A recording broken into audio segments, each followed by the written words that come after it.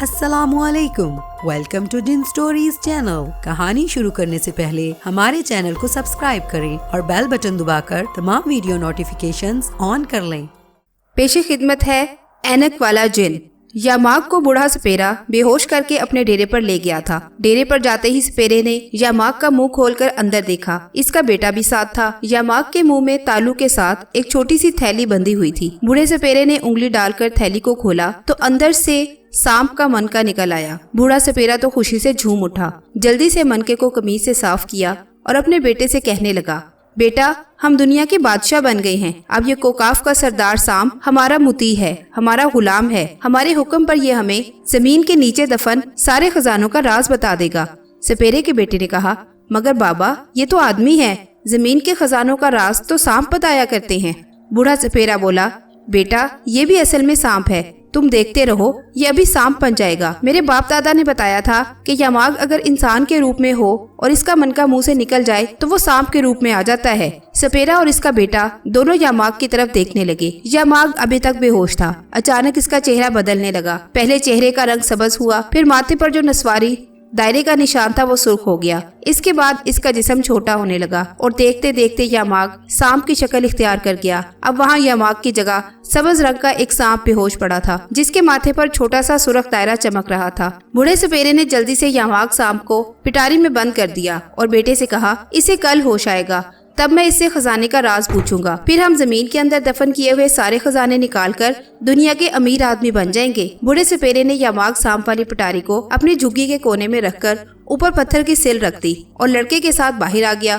بوڑھے سپیرے نے ڈیرے میں کسی کو نہ بتایا کہ اس کی قسمت جاگ اٹھی ہے اور اس نے کوکاف کا سردار سانپ پکڑ لیا تھا۔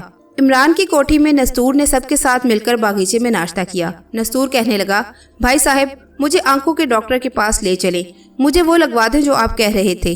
کیا تھا وہ؟ عمران نے اونچی آواز میں کہا۔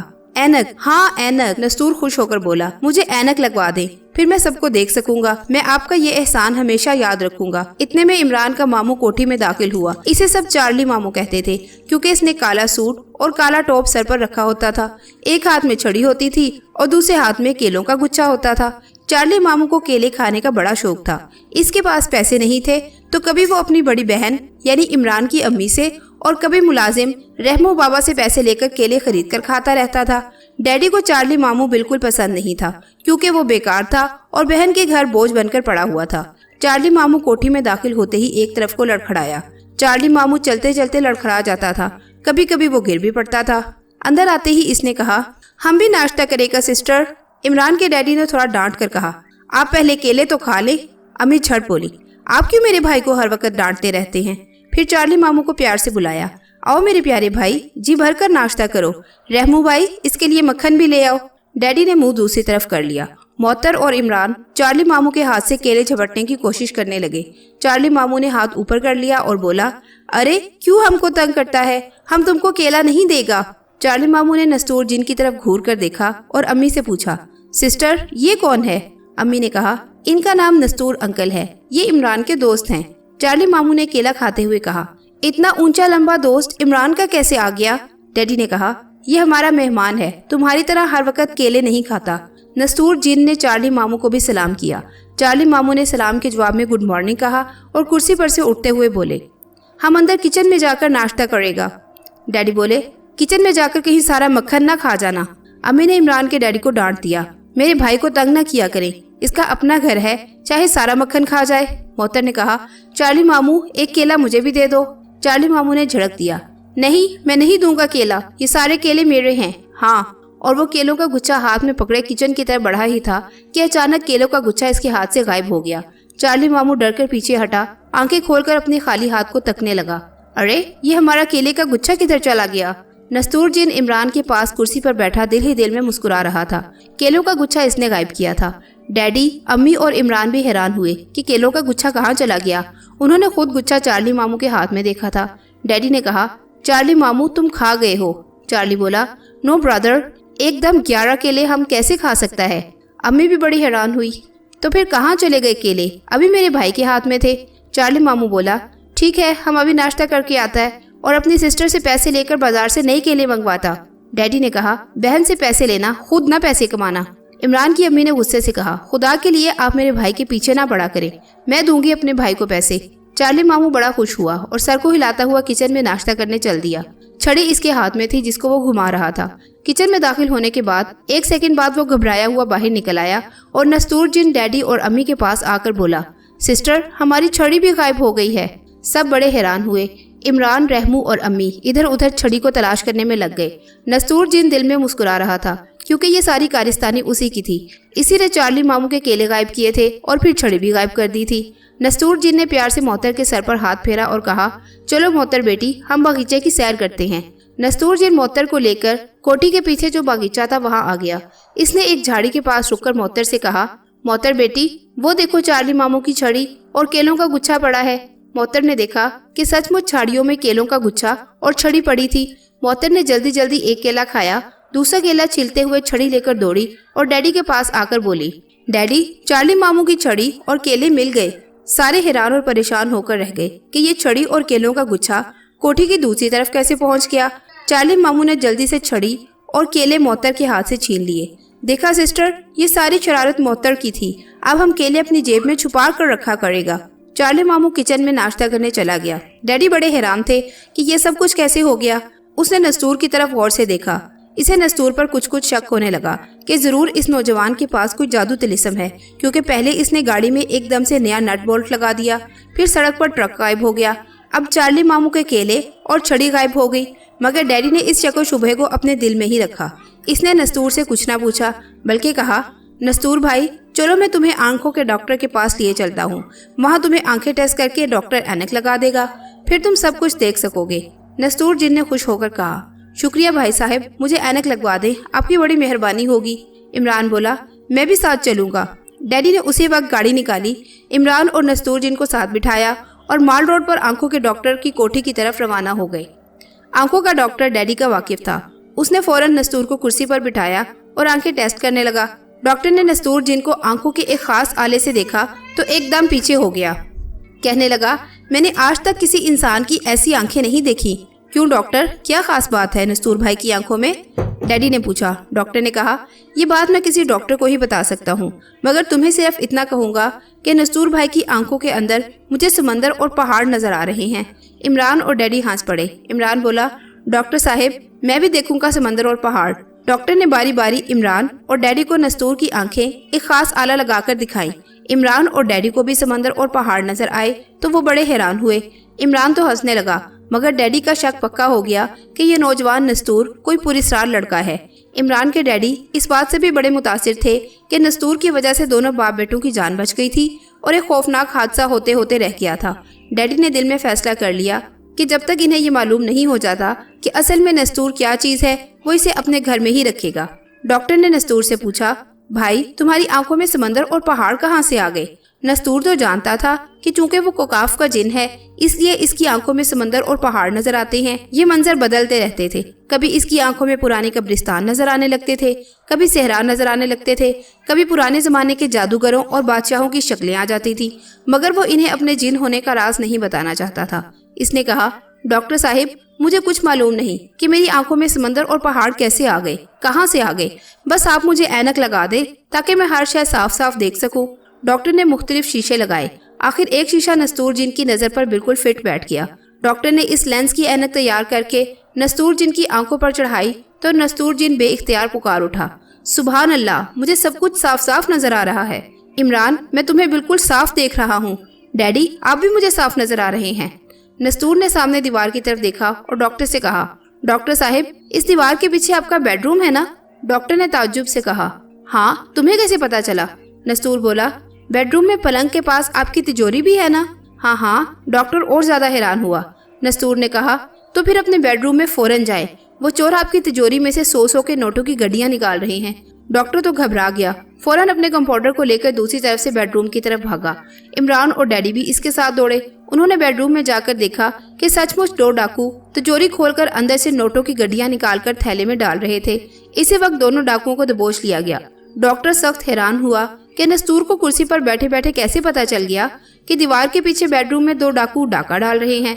नस्तूर जिन बोला, डॉक्टर साहब आपने मुझे जो ऐनक लगाई है इसने मेरी नजर बड़ी तेज कर दी है।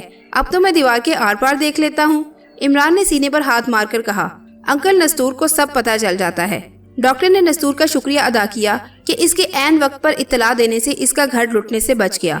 अब तो इमरान के डैडी को पक्का यकीन हो गया कि नस्तूर के पास जरूर कोई जादू तिलिस्म है। ये बात तो इसके वहमो गुमान में भी नहीं थी कि नस्तूर को काफ का जबरदस्त ताकत रखने वाला जिन है और अब ऐनक लगाकर वो ऐनक वाला जिन बन गया है। ऐनक लग जाने से नस्तूर को दूर की नजदीक की सब चीजें नजर आने लगी थीं। वो इमरान और डैडी के साथ घर आ गया। इमरान की अम्मी ने नस्तूर को ऐनक लगाए देखा तो कहा, नस्तूर भाई अब तो तुम्हें मेरी शक्ल साफ दिखाई देती होगी। नस्तूर ने हंसकर कहा, भाभी जान अब तो मैं आपकी शक्ल भी साफ साफ देख रहा हूँ और ये भी देख रहा हूँ कि दूसरे कमरे में चार्ली मामू छुप छुप कर दूध पर से मलाई उतार कर खा रहे हैं। उसने नाराज होकर कहा, ऐनक लगाकर तुम भी मेरे भाई के खिलाफ हो गए हो। नस्तूर ने फौरन कहा, ऐसी बात नहीं है भाभी, मैं आपको सिर्फ ये बता रहा था कि मेरी नज़र ऐनक लगाने से बहुत ज़्यादा तेज़ हो गई है। दूसरे कमरे से चार्ली मामू छड़ी घुमाता हुआ आया और बोला, हम अगर गला साफ करने के लिए थोड़ी सी मलाई खा रहा था तो क्या हो गया? डैडी ने कहा, जी हाँ, आपने स्टेज पर गाना गाना था इसलिए गला साफ करना ज़रूरी था। चार्ली मामू ने अपनी बहन की तरफ देखकर कहा, देखो सिस्टर, इमरान के डैडी हम पर इल्ज़ाम लगा रहे हैं। अम्मी ने डैडी को झिड़क दिया, मेरे भाई को किसी वक्त तो माफ़ कर दिया करें। सब दूसरी तरफ मुंह करके हंसने लगे। मोहतर ने नस्तूर जिन की ऐनक उतार ली और अपनी आंखों पर लगाकर जल्दी से उतार दी और कहा, नस्तूर अंकल मुझे तो ऐनक में से कुछ दिखाई नहीं देता। डैडी बोले, मोहतर बेटी ये नस्तूर अंकल की ऐनक हमें लगा दी गई तो नजर खराब हो जाएगी। चार्ली मामू ने भी नस्तूर को ऐनक की मुबारकबाद दी और कहा, नस्तूर भाई अब तो आपको मेरी शक्ल भी साफ नजर आती होगी। डैडी ने कहा, तुम्हारी शक्ल देखकर इसे क्या करना है? अम्मी ने घूर कर डैडी की तरफ देखा। डैडी दूसरी तरफ मुंह करके हंसने लगे। इमरान ने डॉक्टर के घर डाकुओं को पकड़वाने का किस्सा सुनाकर कहा, अब तो नस्तूर अंकल को दीवार की दूसरी तरफ वाली चीजें भी नजर आ जाती हैं। वंडरफुल, चार्ली मामू ने केला खाते हुए कहा। अम्मी हैरान होकर बोली, नस्तूर भाई अगर ऐसी बात है तो प्लीज मेरी कल से अंगूठी गायब है, पता नहीं कहाँ रख दी थी, इसे ढूंढ दें। नस्तूर जिन ने जरा तवज्जो की तो उसे अंगूठी बेडरूम में पलंग के नीचे पड़ी हुई साफ नजर आ गई। इसने फौरन कहा, ये कौन सी मुश्किल बात है भाभी, आपकी अंगूठी बेडरूम में पलंग के नीचे पायंती की तरफ पड़ी हुई है। रहमू बाबा दौड़कर बेडरूम में गया और अंगूठी लेकर आ गया। इमरान की अम्मी भी अब नस्तूर की गर्विदा हो गई। शाम की चाय पीते हुए जब नस्तूर ने कहा कि वो अब इमरान के घर से चला जाएगा और अपने दोस्त यमाक की तलाश करेगा तो अम्मी ने कहा, नहीं नस्तूर भाई, अब तुम इस वक्त तक हमारे घर में ही रहोगे जब तक तुम्हें तुम्हारा दोस्त नहीं मिल जाता। डैडी और चार्ली मामू ने भी नस्तूर को इसी घर में रहने की दावत दी। मोहतर बोली, अंकल नस्तूर आप हमारे पास ही रहे ना। नस्तूर ने मोहतर के सर पर प्यार से हाथ फेरते हुए कहा, अच्छा बेटी, जब तक मुझे मेरा दोस्त या माग नहीं मिल जाता मैं तुम्हारे पास ही रहूंगा। सब ने तालियां बजाकर खुशी का इजहार किया।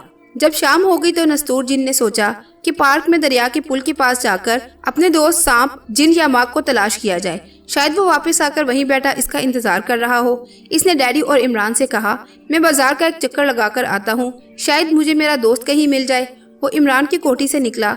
नस्तूर जिन के पास ये ताकत भी थी कि वो जहाँ चाहे गायब हो सकता था। कोठी से थोड़ी दूर जाकर नस्तूर जिन ने चुटकी बजाई और गायब होने के बाद वो जमीन से थोड़ा सा उछला और दरख्तों के ऊपर आकर हवा में उड़ने लगा।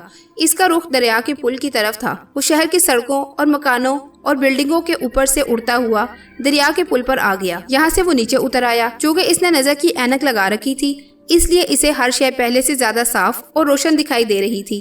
नीचे आकर वो गायबी हालत में ही पुल के पास चल फिरकर अपने दोस्त यामाग को तलाश करने लगा, मगर इसे यामाग कहीं नजर ना आया। नस्तूर दिल में बड़ा हैरान हो रहा था कि आखिर यामाग कहाँ गुम हो गया।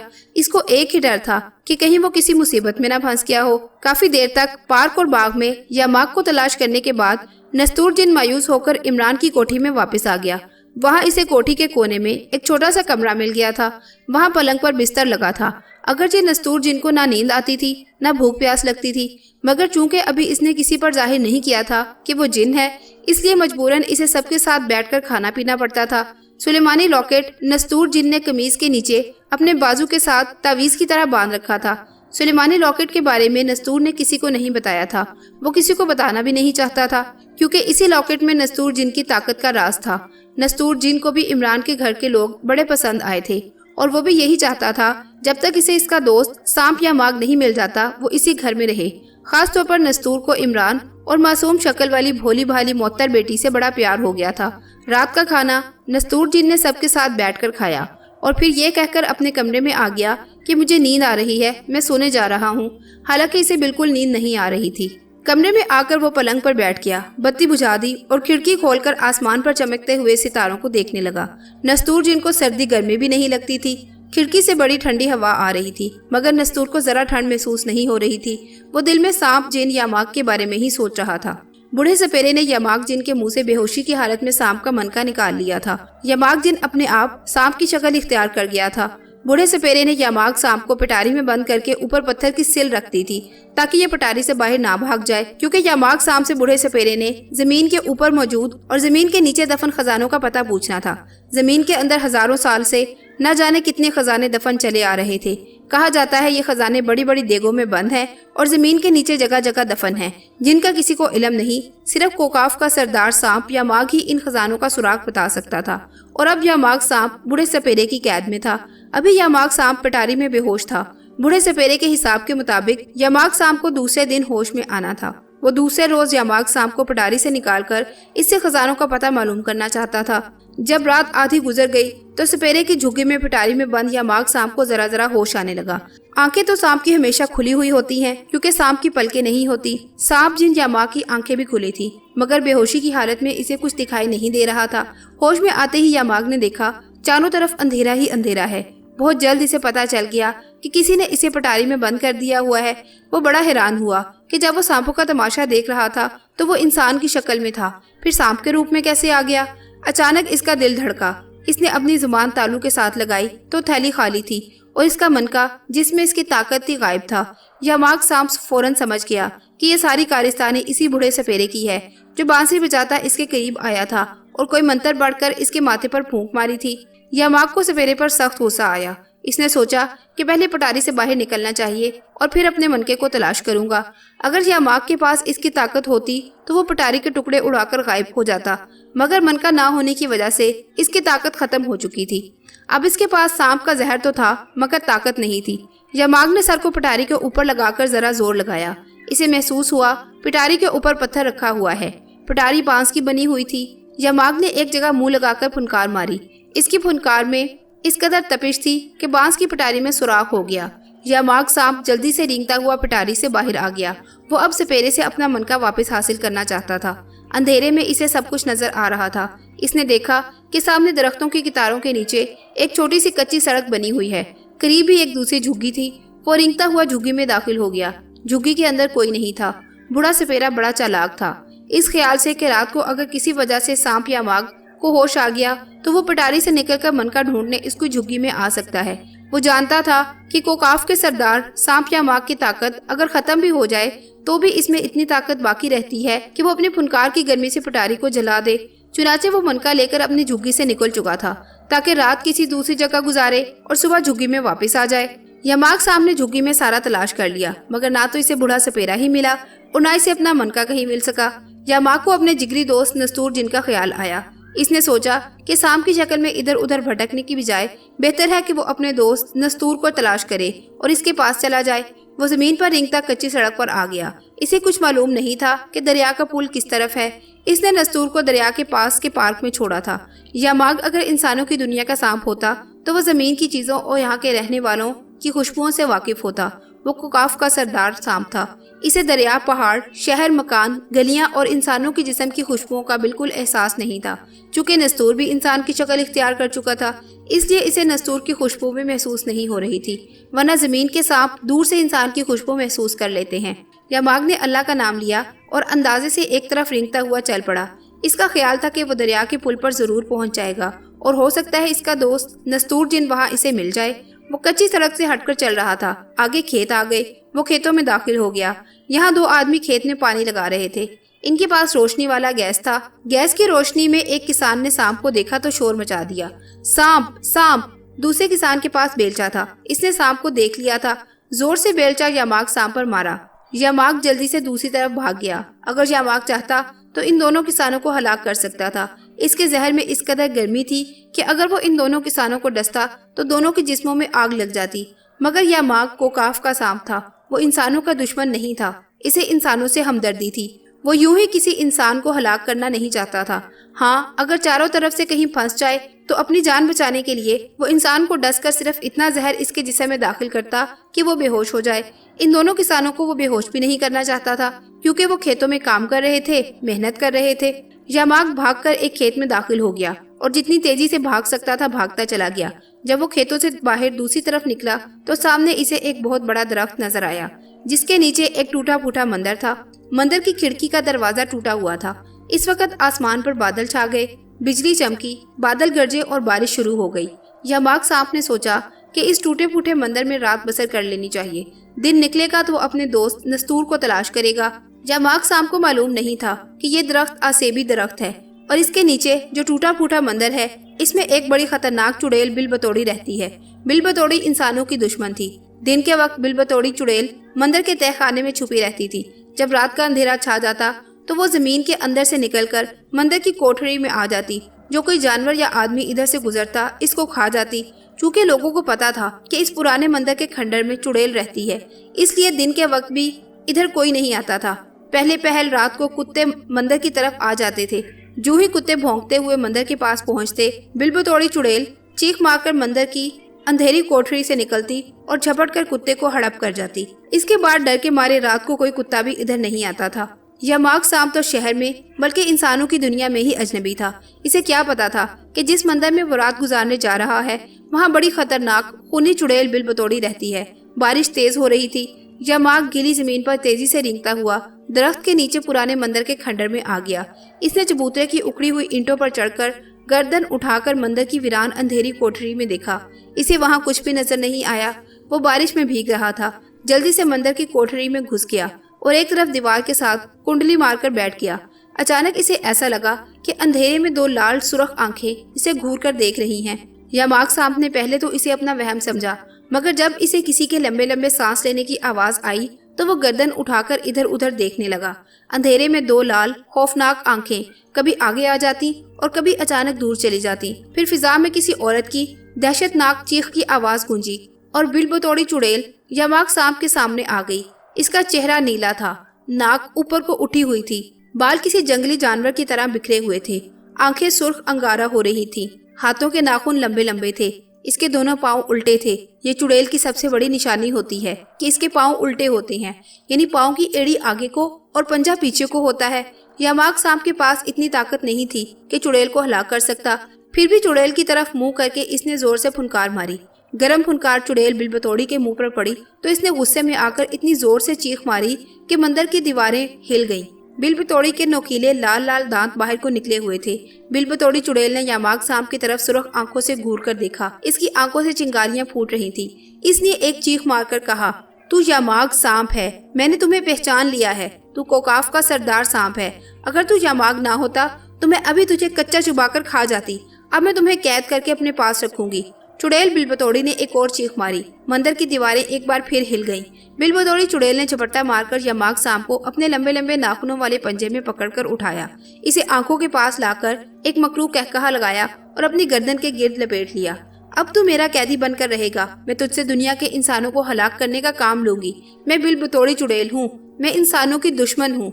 बिलबतौड़ी का मकरू कहकहा दोबारा गूंजा और वो यामाक सांप को अपनी गर्दन के गिर्द लपेटे मंदिर से बाहर बारिश में निकल आई।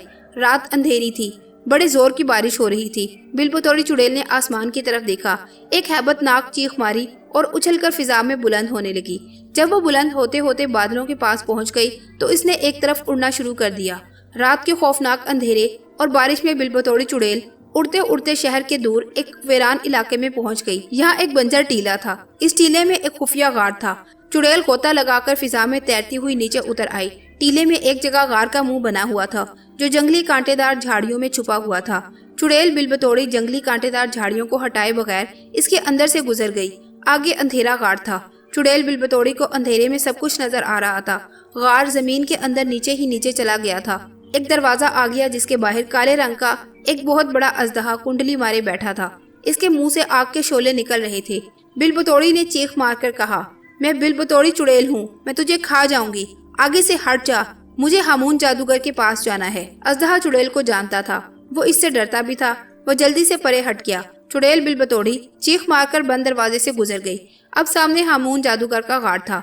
दीवारों पर इंसानों और जानवरों की खोपड़ियां लटक रही थी। हामून जादूगर काले कपड़े पहने, गले में रंग बिरंगे मनकों की मालाएं डाले, हाथ में काला डंडा पकड़े एक इंसानी खोपड़ी पर मंत्र पढ़कर फूंक रहा था। इसके सर के बाल नुकीले कांटों की तरह थे। मुंह के आगे नापाक टेल का माउथ पीस लटका हुआ था। इस नापाक टेल से वो ऊपर सामरी की जादू नगरी पे नापाक जिन भूतों के सरदार सामरी जादूगर और बदरूहों से बातचीत करता था। चुड़ैल बिलबतोड़ी को देखते ही हामून जादूगर ने एक कहकहा लगाकर कहा, आ गई मेरी बिलबतोड़ी नासा चोड़ी। और चुड़ैल बिलबतोड़ी, तू चुड़ैल नहीं डायन है, मेरी प्यारी बहन है। फिर डंडे वाला हाथ हवा में लहरा लहरा कर डांस करके गाने लगा। बिलबतोड़ी नासा चोड़ी, अद्धी मिट्टी अद्धी कोड़ी, I am sorry I am sorry. बिलबतोड़ी चुड़ैल ने चीख मारी और हामून जादूगर को डांट कर कहा, हामून चुप हो जा, देख मैं क्या पकड़ कर लाई हूँ, ये देख। बिलबतोड़ी चुड़ैल ने गर्दन में से यामाक सांप को उतारकर हाथ में पकड़ लिया और इसे लहराते हुए बोली, हामून के बच्चे, कमीने जादूगर, गौर से देख, ये कोकाफ के सांपों का सरदार यामाक सांप है। हामून जादूगर ने झुककर सांप को देखा और खुश होकर बोला, अंतर मंतर तली तलंतर, बन जा मेरा लाल मच्छंदर। अरे बिलबतोड़ी, ये तो बड़ा जबरदस्त सांप है, इसे तूने कहाँ से पकड़ लिया? बिलबतोड़ी चुड़ैल ने मकरू कहकहा लगाकर कहा, गंजी खोपड़ी वाले हामून, ये सांप मेरी कोठरी में छुपा हुआ था, मैंने इसी वक्त इसे अपने काबू में कर लिया। अब हमारी ताकत बढ़ जाएगी, हम इससे इंसानों को मारने का काम लेंगे। हामून जादूगर ने कहा, अरे बिलबतोड़ी नासा चोड़ी, यामाक सांप का एक मनका भी होता है जिसमें इसकी ताकत का राज छुपा होता है, इसका मनका कहाँ है? बिलबतोड़ी ने यामाक सांप का मुंह खोलकर अंदर उंगली डालकर तालू पर फेरी और गुस्से में बोली, गंजी खोपड़ी वाले हामून, इसका मनका किसी ने निकाल लिया है। हामून जादूगर कहने लगा, इसी वजह से तो यामाक सांप में ताकत नहीं रही और तुम्हारे कब्जे में आ गया। अगर इसका मनका इसके पास होता तो ये तुझे खा जाता। बिलबतोड़ी चुड़ैल ने डरावना कहकहा लगाकर कहा, अब मैं इसको खा जाऊंगी, कच्चा चुबा जाऊंगी। और बिलबतोड़ी चुड़ैल ने यामाक सांप को पूरे का पूरा अपने मुंह में डाल लिया। हामून जादूगर ने चिल्लाकर कहा, अरे नासा चोड़ी, इसको ना खाना, इससे हम बड़ा काम ले सकते हैं। मुंह से बाहर निकाल बिलबतोड़ी की बच्ची। अच्छा गंजी खोपड़ी वाले हामून, तू कहता है तो मैं इसको नहीं खाती। और चुड़ैल बिलबतोड़ी ने यामाक सांप को मुंह से निकालकर दोबारा अपने लंबे लंबे नाखूनों वाले हाथ में पकड़ लिया। बेचारे यामाक सांप का बुरा हाल हो गया। एक तो इसकी ताकत इसके पास नहीं थी, दूसरे चुड़ैल के कब्जे में आते ही इसका सारा जिस्म ठंडा हो गया था और वो ज्यादा हरकत नहीं कर सकता था। हामून जादूगर ने कहा, बिलबतोड़ी, इस यामाक सांप को अपनी गर्दन के गिर्द लपेट कर रख, मेरे पास आ जा, मैं खोपड़ी पर मंत्र पढ़ने लगा हूँ। ये खोपड़ी हवा में उड़ती हुई कब्र में अपने सर कटे मुर्दे के पास जाएगी। जादूगर हामून मंत्र पढ़ने ही लगा था कि इसकी गर्दन में पड़े हुए नापाक टेल टेलीफोन की घंटी जोर से बजी। जादूगर हामून ने माउथ पीस मुंह के साथ लगाकर जोर से कहा, हेलो हेलो, मैं जादूगर हामून बोल रहा हूँ, तुम कौन हो, जल्दी बताओ। दूसरी तरफ से आवाज आई, हामून के बच्चे, मैं जादूगरों का बादशाह, जिनों भूतों का आका, जादूगर सामरी बोल रहा हूँ। इतना सुनते ही जादूगर हामून घबरा गया, जल्दी से सर को झुका दिया और बोला, सामरी जी, मैं आपका खादिम, मैं आपका नौकर हामून जादूगर हूँ जी। सामरी जी, मुझे माफ कर दें जी, बिलबतोड़ी चुड़ैल भी मेरे पास ही खड़ी है सामरी जी। सामरी की आवाज सुनाई दी, सुनो, आज रात मैं दरबार लगा रहा हूँ, तुम्हारा और बिलबतोड़ी का पहुँचना बहुत जरूरी है, अगर ना पहुँचे तो तुम दोनों को बदरूहें बनाकर अंधे कुएं में फेंक दूंगा। जादूगर हामून ने आजी से कहा, सामरी जी, हम दोनों सर के बल चलकर दरबार में हाजिर होंगे जी, थैंक यू जी, थैंक यू जी। दूसरी तरफ से टेलीफोन बंद हो गया। हामून जादूगर ने बिलबतोड़ी से कहा, अरे बिलबतोड़ी नासा चोड़ी, जल्दी से सामरी की जादू नगरी में जाने की तैयारी करो, सामरी दरबार लगा रहा है, जरूर इसने कोई खास बात करनी होगी। बिलबतोड़ी चुड़ैल ने कहकहा लगाकर गर्दन दाएं बाएं हिलाते हुए कहा, गंजी खोपड़ी वाले हामून, मैं तैयार हूँ, मैं तैयार हूँ, मैं तैयार हूँ। चुड़ैल ने यामाक सांप को अपने गर्दन के गिर्द अच्छी तरह लपेटकर इसकी सिरी अपने हाथ में पकड़ ली। जादूगर हामून ने इंसानी खोपड़ी पर जोर से डंडा मारकर कहा, सामरी के दरबार से आकर तुम्हें तुम्हारी कब्र में पहुंचाऊंगा। चल बिलबतोड़ी, सामरी की जादू नगरी को चलते हैं। जादूगर हामून ने चुड़ैल का हाथ पकड़कर एक मंत्र पढ़ा और दोनों गायब हो गए।